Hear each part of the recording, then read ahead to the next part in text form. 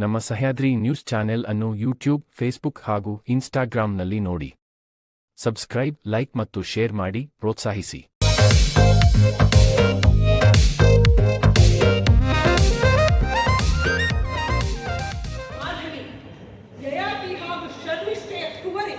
ಹೀಗೆ ಗರ್ಭದಲ್ಲಿ ಜನಿಸುವುದೆಲ್ಲ ಚಕ್ರವರ್ತಿ ಯೋಗದ ಗಂಡು ಮಕ್ಕಳು. ಹಾಗೆಯೇ ಮಾಧವಿಯ ಬಳಿ ಮತ್ತೊಂದು ವಿಶೇಷವಿದೆ.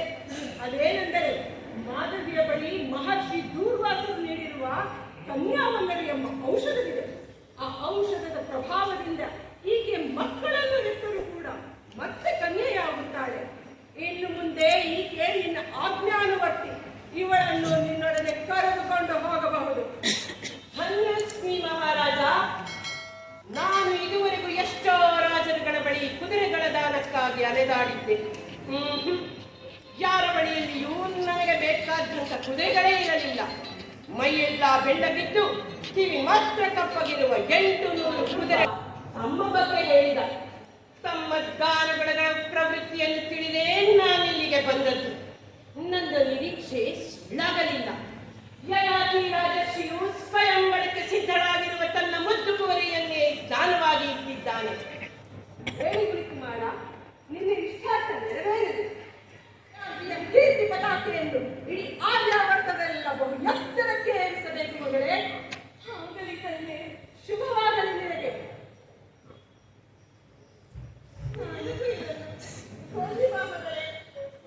ಮಗಳೇ,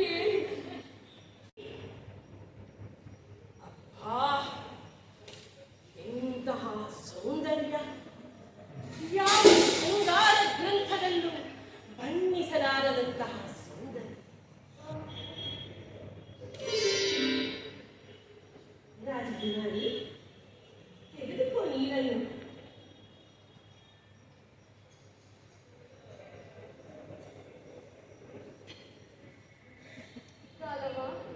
ಇದೇಕೆ ಹೀಗೆ ನನ್ನನ್ನು ನೋಡುತ್ತಿರುವೆ? ನನ್ನನ್ನು ಕ್ಷಮಿಸಿ ರಾಜಕುಮಾರಿ. ಕಣ್ಣು ಕೋರೈಸುವಂತಹ ನಿನ್ನ ಈ ಅದ್ಭುತವಾದ ಚಲವನ್ನು ಕಂಡು ಗೆಡ್ಡೆ ಗೆಣಸುಗಳನ್ನು ತಿನ್ನುತ್ತಾ ಕಾಡು ಮೇಡುಗಳಲ್ಲಿ ಅಳೆಯುವಂತಹ ನನ್ನಂತಹ ತರುಣನಿಗೆ ಋಷಿಮುನಿಗಳ ಶಾಪಕ್ಕೆ ಹೆದರಿ ರಾಜನು ತನ್ನ ಕುವರಿಯನ್ನೇ ವಿವಾಹ ಮಾಡಿಕೊಡುತ್ತಿದ್ದರಂತೆ. ಅಗಸ್ತ್ಯ ಮುನಿಗಳು ಲೋಕಮುದ್ರೆಯನ್ನು ಇದೇ ರೀತಿ ವಿವಾಹವಾದರಂತೆ. ನಿನಗೆ ಗೊತ್ತಿಲ್ಲದ ವಿಷಯವಿಲ್ಲಲ್ಲ ಬಿಡು. ಅಂದ ಹಾಗೆ ನಿನ್ನ ಬಗ್ಗೆ ಹೇಳು ಮುನಿಕುಮಾರ.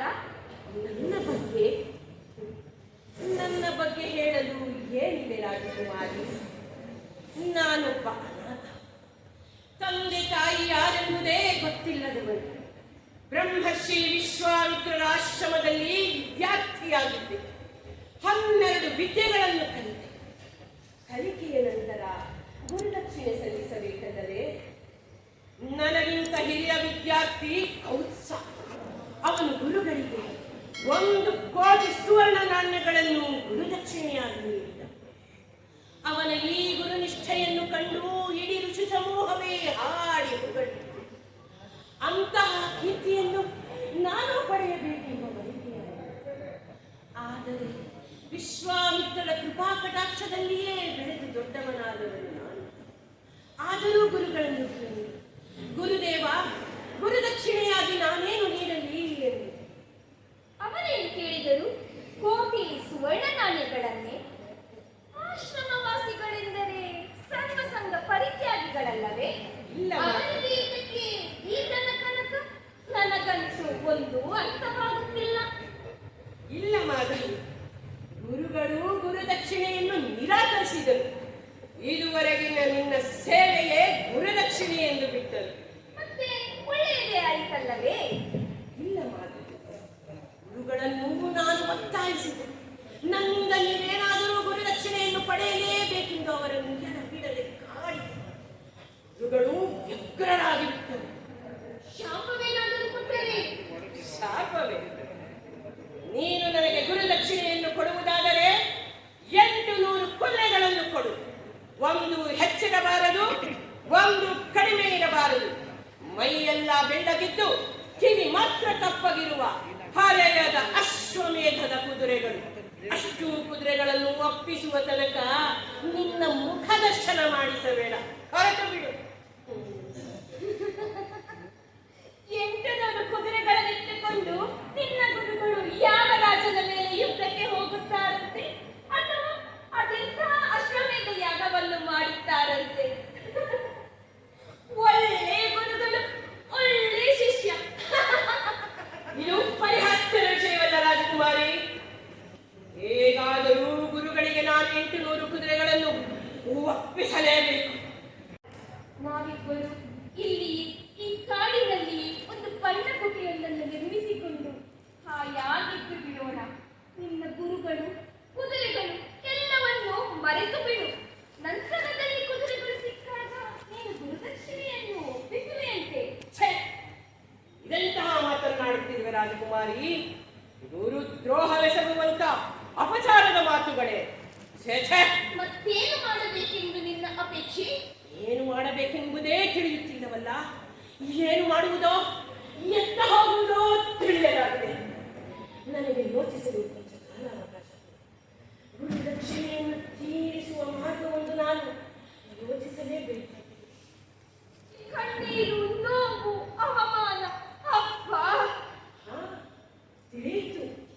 ದೇವಯಾನಿ ಎಂದರೆ ಶುಕ್ರಾಚಾರ್ಯರ ಮಗಳಲ್ಲವೇ? ಬೃಹಸ್ಪತಿಯ ಮಗ ಕಚನನ್ನು ಮನಸಾರಿ ಬಯಸಿದ್ದವಳು. ಅವನು ಶುಕ್ರಾಚಾರ್ಯರ ಬಳಿ ಮೃತ ಸಂಜೀವಿನಿ ವಿದ್ಯೆಯನ್ನು ಕಲಿಯಲು ಬಂದಿದ್ದವನಲ್ಲವೇ? ವಿದ್ಯೆಯನ್ನು ಕಲಿಯುವವರೆಗೂ ದೇವಯಾನಿಯ ಸಖ್ಯದಲ್ಲಿದ್ದ ಕಚ ವಿದ್ಯೆ ಕರಗತವಾದ ಮೇಲೆ ಅವಳನ್ನೇ ನಿರಾಕರಿಸಿ ಪಲಾಯನ ಮಾಡಿದ್ದನಲ್ಲ. ಹೆಣ್ಣು ಅಂದರೆ ಇವರಿಗೆಲ್ಲ ಎಂತಹ ಅಸಡ್ಡೆ. ಅವಳ ಭಾವನೆಗಳಿಗೆ, ಚಿಂತನೆಗಳಿಗೆ ಬೆಲೆಯೇ ಇಲ್ಲವೇ? ಬೇಕಾದಾಗ ಉಪಯೋಗಿಸಿ, ಬೇಡವಾದಾಗ ಬಿಸಿಡುವ ವಸ್ತುವಾದಳೆ. ನಿನ್ನ ತಾಯಿ ಶರ್ಮಿಷ್ಠೆಯನ್ನು ತನ್ನ ದಾಸಿಯಾಗಿ ತಂದ ದೇವಯಾನಿಯ ಬಗ್ಗೆ ನಿನಗೆ ಇಷ್ಟು ಮನಕ ರಾಜಕುಮಾರ. ದೇವಯಾನಿಯ ಮತ್ಸರದ ಬೆಂಕಿಗೆ ಮತ್ತಷ್ಟು ತುಪ್ಪ ಸುರಿದಂತಾಗಿತ್ತು. ಅದೇನೋ ಗಾಲವ. ನನಗಂತೂ ಮೊದಲಿನಿಂದಲೂ ಅರಮನೆ ಅಂತಃಪುರಗಳು ಬಂಗಾರದ ಪಂಜರದಂತೆ ಭಾಸವಾಗುತ್ತವೆ. ಒಬ್ಬ ರಾಜ ತನ್ನ ಶೌರ್ಯ ಪ್ರದರ್ಶನಕ್ಕಾಗಿ ಗೆದ್ದು ತಂದ ರಾಣಿಯರನ್ನೆಲ್ಲ ಅಂತಃಪುರದಲ್ಲಿ ಕೂಡಿ ಹಾಕುತ್ತಿದ್ದ. ನೂರಾರು ರಾಣಿಯರು. ಒಬ್ಬರನ್ನು ಕಂಡರೆ ಮತ್ತೊಬ್ಬರಿಗೆ ಅಸೂಯೆ, ದ್ವೇಷ. ಒಬ್ಬ ರಾಜ ಅದೆಷ್ಟು ರಾಣಿಯರಿಗೆ ಲೈಂಗಿಕ ಸುಖವನ್ನು ನೀಡಲು ಸಾಧ್ಯ? ಆದರೂ ಅವರು ಬೇರೆ ಗಂಡಸರ ಸಹವಾಸ ಮಾಡದಂತೆ ಅಂತಃಪುರಕ್ಕೆ ನಪುಂಸಕರ ಬಿಗಿಯಾದ ಕಾವಲು. ಹಳೆಯ ರಾಣಿಯರ ಮನದಲ್ಲಿ ಸದಾ ಹೊಗೆಯಾಡುವ ಅಸಹನೆ, ಅತೃಪ್ತಿ. ರಾಜಕುಮಾರಿ, ನನಗೊಂದು ಹೊಸ ಆಲೋಚನೆ ಹೊಳೆಯಿತು. ಖಂಡಿತವಾಗಿಯೂ ಇದು ಯಶಸ್ವಿಯಾಗುತ್ತದೆ. ಗುರುದಕ್ಷಿಣೆ ತೀರಿಸುವ ಹೊಸ ಮಾರ್ಗವೊಂದು ನನ್ನ ಮನಸ್ಸಿಗೆ ಬಂದಿದೆ. ಏನದು ಆ ಆಲೋಚನೆ ಮುನಿಕುಮಾರ?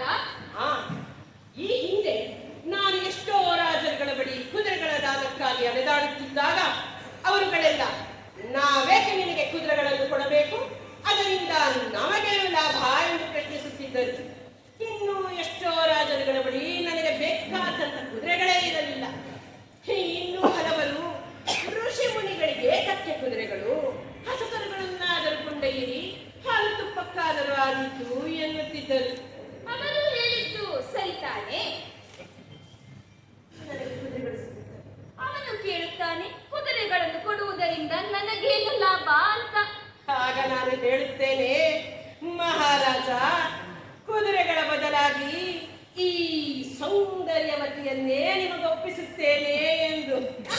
ಏನು ಮಾತನಾಡುತ್ತಿರುವೆ ಮುನಿಕುಮಾರ? 800 ಕುದುರೆಗಳ ಬದಲಾಗಿ ನನ್ನನ್ನು ಒಪ್ಪಿಸುತ್ತೀಯಾ?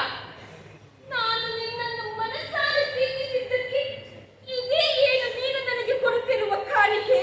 ಇಲ್ಲಿ ಕೇಳು ರಾಜಕುಮಾರಿ, ನಾನು ನಿನ್ನನ್ನು ಮನಸಾರೆ ಪ್ರೀತಿಸಿದೆ.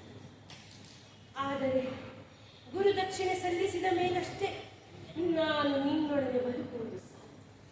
ನನ್ನನ್ನು ನಂಬು. ಅಯೋಧ್ಯೆಯ ರಾಜ ಹರಿಯಶ್ವರ ಬಳಿ 1 ವರ್ಷ ಮಾತ್ರ ಇದೆ. ಅವನಿಗೊಂದು ಗಂಡು ಮಗುವನ್ನು ಹೆತ್ತುಕೊಟ್ಟ ನಂತರ ನಾನೇ ಬಂದು ನಿನ್ನನ್ನು ಕರೆದುಕೊಳ್ಳುತ್ತೇನೆ. ಹಾಗೆಂದು ರಾಜನಿಗೆ ಬದಲೇ ಷರತ್ತು ಹಾಕಿರುತ್ತೇನೆ. ಹೇಗಿದ್ದರೂ ನಿನ್ನ ಬಳಿ ಕನ್ಯಾವಲ್ಲರಿಯ ಔಷಧಿ ಇದೆ ಅಲ್ಲವೇ? ಅದರ ಪ್ರಭಾವದಿಂದ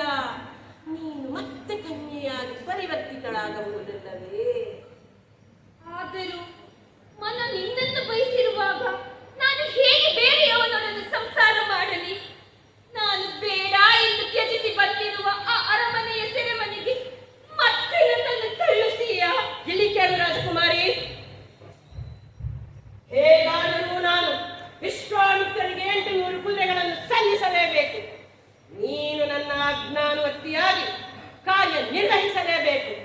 ಮುನಿಕುಮಾರ, ನೀನು ಮತ್ತೆ ಬರುತ್ತೀಯ ತಾನೆ? 1 ವರ್ಷದ ನಂತರವಾದರೂ ನೀನು ಬರುತ್ತೀಯ ತಾನೆ? ನನ್ನ ಕೈ ಬಿಡೋದಿಲ್ಲ ಅಲ್ಲವೇ? ಹೇಳು ಮುನಿಕುಮಾರ, ಹೇಳು. ನಿನ್ನನ್ನು ಬಿಟ್ಟು ಬದುಕುವ ಶಕ್ತಿ ನನಗೂ ನಂಬುತ್ತೇನೆ ಕಾಲವ. ನಿನಗಾಗಿ ನಿರೀಕ್ಷೆಯಲ್ಲಿ ಜೀವ ಹಿಡಿದು ಕಾಯುತ್ತಿರುತ್ತೇನೆ. ಭಗವಂತ, ಆರ್ಯ, ಈ ಆಶ್ರಮ ಕಳೆದ 6-8 ವರ್ಷಗಳಲ್ಲಿ ಅದೆಷ್ಟು ಬದಲಾಗಿ ಬಿಟ್ಟಿದೆ ಎಂದರೆ ಎಳೆಯ ಚಿಗರೆಯ ಮರಿಗಳಿಲ್ಲ. ಹಾಡುವ ಕೋಗಿಲೆಗೂ ಆಗಾಗ ಗಂಟಲು ಕಟ್ಟುತ್ತದೆ. ಬೆಳಗಾಗಿ ಬಯಸಿದರೆ ಎದೆ ಸುಡುವ ಸುಡುಗಾಳಿಯೇ ಬೀಸುತ್ತಿದೆ. ಶುಕಪಿತಗಳು ಮೌನವಾಗಿವೆ. ಹಿತವಚನಗಳಿಂದ ಸಾಂತ್ವನ ಹೇಳುತ್ತಿದ್ದ ಪ್ರಿಯ ಸಖಿಯರು ಯಾರನ್ನೋ ಮದುವೆಯಾಗಿ ದೂರದಲ್ಲೆಲ್ಲೋ ಕಳೆದು ಹೋಗಿದ್ದಾರೆ. ಆದರೆ ಈ ಮಾಮನವೊಂದು ಮಾತ್ರ ನನ್ನ ನಿರೀಕ್ಷೆಗೆ ಸಾಕ್ಷಿಯಾಗಿದೆ, ಅಲ್ಲವೇ ಆಗಲಿ? ಹೌದು ರಾಜ್ಕುಮಾರಿ, ಎಲ್ಲವೂ ಬದಲಾಗಿದೆ. ನಾನು ಕೂಡ ಹಣ್ಣಾಗಿದ್ದೇನೆ. ನೀ ತೆಗೆದುಕೊಳ್ಳಿ ಆರ್ಯ. ತೆಗೆದುಕೋ ಮಗಳೇ, ಈ ಫಲಹಾರವನ್ನು ಸ್ವೀಕರಿಸು. ಇಲ್ಲ ಆರ್ಯ, ನಾನಲ್ಲೇ. ಮಗು, ನಿನ್ನ ಮುಖವನ್ನೊಮ್ಮೆ ನೋಡಿಕೋ. ಕಾಂತಿ ಇಲ್ಲದ ಕಣ್ಣುಗಳು, ಒರಟೊರಟಾಗಿರುವ ಕೇಶರಾಶಿ. ಇಲ್ಲಿಗೆ ಬಂದಾಗಿನಿಂದ ದಿನಕ್ಕೆ ಒಂದೇ ಹೊತ್ತು ಊಟ ಮಾಡುತ್ತಿದ್ದೀಯ. ದಿನವಿಡೀ ಯಾವುದಾದರೂ ಕೆಲಸದಲ್ಲೇ ತೊಡಗಿರುತ್ತೀಯ. ಯಾಕೆ ಈ ದೇಹ ಗಂಟನೆ ಮಗು? ಯಾಕೆ? ನಾನು ಈ ಆಶ್ರಮಕ್ಕೆ ಬಂದಾಗ ನನ್ನ ತಂದೆ ಯಯಾತಿಯವರು ನನ್ನನ್ನು ಈ ಆಶ್ರಮದ ಒಳಗೆ ಸೇರಿಸಲೇ ಇಲ್ಲ. ನೀನು ದಾನ ಕೊಟ್ಟ ವಸ್ತು, ಕಾಲವನ ಸ್ವತ್ತು. ನಿನಗೂ ಈ ಆಶ್ರಮಕ್ಕೂ ಯಾವುದೇ ಸಂಬಂಧವಿಲ್ಲ. ಇಲ್ಲಿಂದ ಹೊರಡು ಎಂದು ಬಿಟ್ಟರು. ಆಗ ಅಲ್ಲಿಂದ ಹಲವಾರು ಋಷಿಗಳು ಸಾಂತ್ವನ ಹೇಳಿದ್ದರಿಂದ ಕಾಲವ ಬಂದು ನನ್ನನ್ನು ಕರೆದುಕೊಂಡು ಹೋಗುವವರೆಗೂ ಇಲ್ಲಿರಲು ವ್ಯವಸ್ಥೆ ಮಾಡಿದರು. ನನ್ನ ಸ್ವಯಂವರ ನಿಂತು ಹೋಗಿದ್ದು ಕೇಳಿ ಅವನಿಗೆ ಬೇಸರವೂ ಆಗಿತ್ತಂತೆ. ಕಾಲವನ ಪ್ರಸ್ತಾಪವನ್ನು ಕೇಳಿದ ಕೂಡಲೇ ಒಪ್ಪಿಕೊಂಡರು. ಹಾಗಾದರೆ 800 ಕುದುರೆಗಳನ್ನು ಅಯೋಧ್ಯೆಯ ಅರಸನೇ ನೀಡಿದನೇ? ಇಲ್ಲ ಆರ್ಯ, ಅವನ ಬಳಿ ಇದ್ದದ್ದು ಕೇವಲ 200 ಕುದುರೆಗಳು ಮಾತ್ರ. ವಿಧಿ ಇಲ್ಲದೆ ಕಾಲವ ಅಷ್ಟಕ್ಕೆ ಒಪ್ಪಿಕೊಂಡು ನನ್ನನ್ನು 1 ವರ್ಷದ ಅವಧಿಗೆ ಹರಿಯಶ್ವನಿಗೆ ಬಿಟ್ಟುಕೊಟ್ಟ. ಈ ಮನಸ್ಸು ಕಾಲವನ ಜೊತೆಗಿತ್ತು, ಈ ಶರೀರ ಮಾತ್ರ ಹರಿಯಶ್ವನದಾಗಿತ್ತು. ಅದೇ ಅಂತಃಪುರ, ಅದೇ ಹಸಹನೆಯ ರಾಣಿಯರು. ಹಾಗಾದರೆ ಮುಂದೇನಾಯಿತು ಮಗಳೇ? ನನಗೆ ಗರ್ಭ ನಿಂತಿತು, ಗಂಡು ಮಗುವೇ ಜನಿಸಿತು. ವಸುಮನ ಎಂದು ನಾಮಕರಣವೂ ಆಯಿತು. ಅರಮನೆಯ ತುಂಬ ಮಗುವಿಗೆ ಹಾಲೂಡಲೂ ದಾಸಿಯರಿದ್ದರು. ಎಲ್ಲಿಂದಲೋ ವಿಷಯ ತಿಳಿದ ಕಾಲವ ನನ್ನನ್ನು ಕರೆದೊಯ್ಯಲು ಬಂದೇ ಬಿಟ್ಟ. ಕಾಲವನನ್ನು ಸೇರುವ ತವಕವೂ ಇತ್ತು. ಆಗಷ್ಟೇ ಹೆತ್ತ ಹಸುಗೂಸನ್ನು ಬಿಟ್ಟು ಹೋಗಬೇಕೆಂಬ ಸಂಕಟವೂ ಇತ್ತು. ಆರ್ಯ, ಅಯ್ಯೋ ಪಾಪ ಹಸುಗೂಸು, ತಾಯ ಮುಲೆಯನ್ನು ಹುಡುಕುವಾಗಲೇ ತೊರೆದು ಬಿಟ್ಟೆಯ? ಕನ್ಯಾವಲ್ಲರಿಯ ಪ್ರಭಾವದಿಂದ ನಾನು ಕನ್ಯೆಯೇ ಆಗಿಬಿಟ್ಟಿದ್ದೆ. ಆದರೂ ಹೆತ್ತ ಕರುಳು ಹಸುಗೂಸಿಗಾಗಿ ಹಂಬಲಿಸುತ್ತಿತ್ತು. ಆರ್ಯ, ಕಟುಕ ಕಾಲವ ಎಳೆಯ ಬಾಣಂತಿಯನ್ನು ಮಗುವಿನಿಂದ ಕಲಿಸಿ ಕಾಡುಬೇಡು ಸುತ್ತಿಸಿದನೆ. ಹಾಗೆನ್ನದಿರು ಆರ್ಯ, ಹಾಗೆನ್ನದಿರು. ಕಾಲವನೊಬ್ಬ ನನ್ನ ಜೊತೆ ಇದ್ದರೆ ಬಿರುಬಿಸಿಲೂ ಬೆಳದಿಂಗಳಿನಂತಾಗುತ್ತಿತ್ತು. ಬಲ್ಲೇನು? ಇರಲಿ ಬಿಡು, ಉಳಿದ ಕುದುರೆಗಳಾದರೂ ಹೇಗೆ ಸಿಕ್ಕವು ಹೇಳು ಮಗಳೇ. ಕಾಡಿನ ಹಾದಿಯಲ್ಲಿ ನಾವು ಮತ್ತೆ ನಡೆಯತೊಡಗಿದೆವು.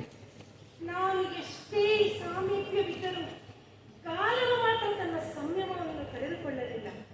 ಕನ್ಯಾವಲ್ಲರಿಯ ಪ್ರಭಾವದಿಂದ ನನ್ನ ರೂಪು ಮತ್ತಷ್ಟು ಉಜ್ವಲಗೊಂಡಿತ್ತು. ಹೀಗೆ ನಡೆದು ನಡೆದು ಕಾಶಿ ರಾಜ್ಯವನ್ನು ತಲುಪಿದೆವು. 1 ವರ್ಷದ ನಂತರ ಬರುವ ನನ್ನ ಕಾಲವನಿಗಾಗಿ ನನ್ನ ಮನಸ್ಸನ್ನು ಬಿಗಿ ಹಿಡಿದು ನನ್ನನ್ನೇ ಅವನಿಗೆ ಸಮರ್ಪಿಸಿಕೊಂಡೆ. ವರ್ಷ ಕಳೆಯುವುದರೊಳಗೆ ಗಂಡು ಮಗುವೇ ಜನಿಸಿತು. ದಿವೋದಾಸನಿಗಂತೂ ಇಡೀ ವಯಸ್ಸಿನಲ್ಲಿ ವಂಶೋದ್ಧಾರಕ ಹುಟ್ಟಿದ ಎಂಬ ಸಂತೋಷಕ್ಕೆ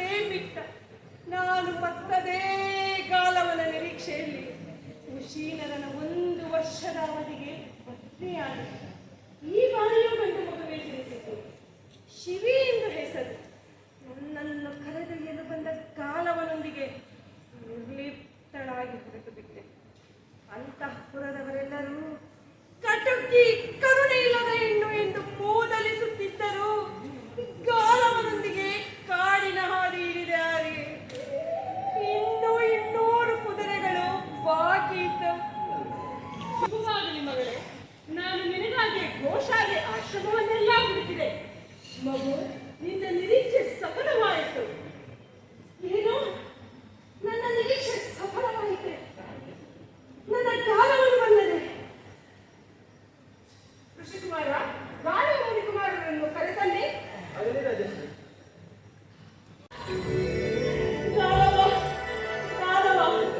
ಎಷ್ಟು ದಿನಗಳಿಂದ ಈ ಸುದಿನಕ್ಕಾಗಿ ಕಾಯುತ್ತಿದ್ದೆ. ಅಂತೂ ನನ್ನ ನಿರೀಕ್ಷೆ ಸಫಲವಾಯಿತು. ಹಾಗೆ ಈಗೋ ನೋಡಿ, ನನ್ನ ಕಾಲವ ಬಂದೇ ಬಿಟ್ಟಿದ್ದಾನೆ. ಪ್ರಸಂಗಿ ಏನು? ಇವಳು ನನ್ನ ಮಾಧವಿಯೇ? ಎಲ್ಲಿದ್ದಾಳೆ ಎಲ್ಲಿದ್ದಾಳೆ ರಾಜಕುಮಾರಿ? ರೂಪು ಲಕ್ಷ್ಮಿಯಂತೆ ಕಂಗೊಳಿಸುತ್ತಿದ್ದ ಅತಿಲೋಕ ಸುಂದರಿ ಮಾಧವಿಯಲ್ಲಿ ಕೃಶಳಾಗಿ ಕ್ಷೀಣಿಸಿ ಮಲಿನ ವಸ್ತ್ರ ಧರಿಸಿರುವ ಈ ವೃದ್ಧನಾರಿಯಲ್ಲಿ ಮುನಿಕುಮಾರ, ಈಗಲೇ ನಿನ್ನ ಮಾಧವಿ ನಿನಗಾಗಿ ಕಾದು ಕಾದು ದೇಹವನ್ನು ದಂಡಿಸಿ ಹೀಗೆ ಕೃಷಿಯಾಗಿದ್ದಾಳೆ ಅಷ್ಟೇ. ಅದೇ ಕಾಲವ ಮುನಿಕುಮಾರನ ಕೀರ್ತಿ ಬಹು ಎತ್ತರಕ್ಕೆ ಏರಿದೆ. ಬ್ರಹ್ಮರ್ಷಿ ವಿಶ್ವಾಮಿತ್ರರ ಗುರುದಕ್ಷಿಣೆಯನ್ನು ಸಲ್ಲಿಸಿ ನೀವು ಕೃತಕೃತ್ಯರಾದಿರಿ. ನಮ್ಮ ಆಶ್ರಮವನ್ನು ಭೇಟಿ ನೀಡುವ ಋಷಿಮುನಿಗಳು ನಿಮ್ಮ ಸಾಹಸವನ್ನು ಮನದೊಂದೇ ಹೊಗಳುತ್ತಾರೆ. ಗೊತ್ತೇನು? ಏನಂತೀರಿ ರಾಜರ್ಷಿ? ವಿಶ್ವಾಮಿತ್ರರಿಗೆ ನಾನು ಸಂದಾಯ ಮಾಡಿದ್ದು ಬರೀ 600 ಕುದುರೆಗಳನ್ನು ಮಾತ್ರ. ಇನ್ನೂ 200 ಕುದುರೆಗಳಿಗೆ ಎಲ್ಲಿ ಹೋಗುವುದೋ ಏನು ಮಾಡುವುದೋ ಎಂದು ಚಿಂತಾಕ್ರಾಂತನಾಗಿ ಭೋಜನಗರದಿಂದ ಹೊರಟ ನಮಗೆ ಎಷ್ಟು ಹುಡುಕಿದರು 200 ಕುದುರೆಗಳು ಸಿಗಲೇ ಇಲ್ಲ. ಕಾಡಿನಲ್ಲಿ ಅನ್ಯಮನಸ್ಕನಾಗಿದ್ದ ರಾತ್ರಿಯಲ್ಲಿಯೇ ಈ ಮಾನವಿಯು ಕಾಣಿಯಾಗಿದ್ದು ಎಲ್ಲಿ ಹೋದಳೋ ಏನಾಯಿತೋ ಎಂದು ಆತಂಕದಿಂದ ಕಾಡು ಮೇಡು ಗಿಡ ಮರ ಕಂದರಗಳನ್ನೆಲ್ಲ ಮಕ್ಕಳನ್ನು ನೋಡಲು ಹೋದಳೇನೋ ಎಂದು ಕಾಶಿ ಅಯೋಧ್ಯೆ ಎಲ್ಲ ಸುತ್ತಾಡಿ ಬಂದಿದ್ದೆ.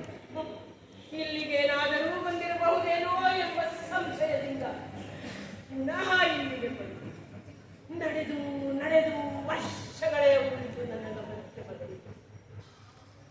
ಇನ್ನೆಲ್ಲಿಯ ಕುದುರೆಗಳು, ಇನ್ನೆಲ್ಲಿಯ ಗುರುದಕ್ಷಿಣೆ? ವಿಶ್ವಾಮಿತ್ರರಿಗೆ ಮುಖವನ್ನು ತೋರಿಸಲು ಸಾಧ್ಯವಿಲ್ಲ. ನಾನು ಸೋತು ಹೋದೆ ಮಹಾರಾಜ. ಕಾಲವ, ನಿನ್ನ ಗುರುದಕ್ಷಿಣೆ ಸಂದಾಯವಾಗಿದೆ. ನಿನ್ನನ್ನು ಸತ್ಕರಿಸಲು ವಿಶ್ವಾಮಿತ್ರರ ಆಶ್ರಮವಾಸಿಗಳೆಲ್ಲ ಕಾಟಗಳಿಂದ ಕಾಯುತ್ತಿದ್ದಾರೆ. ಬ್ರಹ್ಮರ್ಷಿ ವಿಶ್ವಾಮಿತ್ರರು ಸುಪ್ರಸನ್ನರಾಗಿದ್ದಾರೆ. ಏನು? ನನ್ನ ಗುರುದಕ್ಷಿಣೆ ಸಂದಾಯವಾಗಿದೆಯೇ? ಸಂದಾಯ ಮಾಡಿದವರಾನು ಸ್ವಲ್ಪ ತಿಳಿಯುವಂತೆ ಹೇಳಬಲ್ಲೆಯಾ? ಖಂಡಿತವಾಗಿ ಕಾಲವ. ನಿನ್ನ ಚಿಂತೆಯನ್ನು ಕಂಡು ನನಗೋ ಚಿಂತೆ ಕಾಡುತ್ತಿತ್ತು. ನಾನು ಯೋಚಿಸಿ ಯೋಚಿಸಿ ಒಂದು ನಿರ್ಧಾರಕ್ಕೆ ಬಂದಿದ್ದೆ. ನೀನು ನಿದ್ರೆಯಲ್ಲಿದ್ದಾಗ ನಾನಲ್ಲಿಂದ ಹೊರಟು ಬಂದೆ. ದಾರಿಯಲ್ಲಿ ಅವರಿವರನ್ನು ಕೇಳಿಕೊಂಡು ವಿಶ್ವಾಮಿತ್ರರ ಆಶ್ರಮವನ್ನು ತಲುಪಿದೆ. ಎಂತಹ ಕೆಲಸವಾಯಿತು ರಾಜಕುಮಾರಿ? ಬ್ರಹ್ಮಶ್ರೀ ವಿಶ್ವಾಮಿತ್ರರ ಬಳಿಯಲ್ಲಿ ನನ್ನ ಹೇಳಿತನವನ್ನೇ ಕೇಳಿಕೊಂಡೆಯಾ? ಇಂತಹ ಮಾತು ಕೇಳುವುದಕ್ಕಿಂತ ಸಾಯುವುದೇ ಮೇಲಾಗಿತ್ತು ನನಗೆ. ತಲ್ಲಣಿಸಿದರು ಮುನಿಕುಮಾರ. ನಾನು ವಿಶ್ವಾಮಿತ್ರರ ಬಳಿ ನಡೆದುದೆಲ್ಲವನ್ನೂ ಹೇಳಿದೆ. ಕಾಲವನ ಗುರುದಕ್ಷಿಣೆ ತೀರಿಸಲೇಬೇಕಿತ್ತು. ಹಾಗಾಗಿ ಉಳಿದ 200 ಕುದುರೆಗಳ ಬದಲಾಗಿ ನನ್ನನ್ನೇ ನಾನು ಅವರಿಗೆ ಸಮರ್ಪಿಸಿಕೊಂಡೆ. ಏನಂದೆ? ನಿಜ ಕಾಲವ. ಮೊದಲು ಅವರೂ ನಿರಾಕರಿಸಿದರು. ಆದರೆ ನನ್ನ ಚೆಲುವನ್ನು ಕಂಡು ಅವರೂ ಆಕರ್ಷಿತರಾಗಿ ಬಿಟ್ಟರು.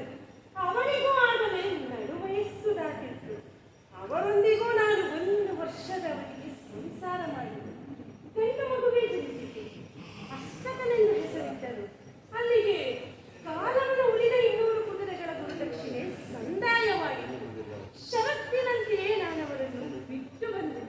ನನ್ನನ್ನು ಸತ್ಕರಿಸಲು ಬ್ರಹ್ಮರ್ಷಿ ವಿಶ್ವಾಮಿತ್ರರು ತಮ್ಮ ಆಶ್ರಮವಾಸಿಗಳನ್ನು ಎಲ್ಲೆಡೆ ಕಳುಹಿಸಿದರು.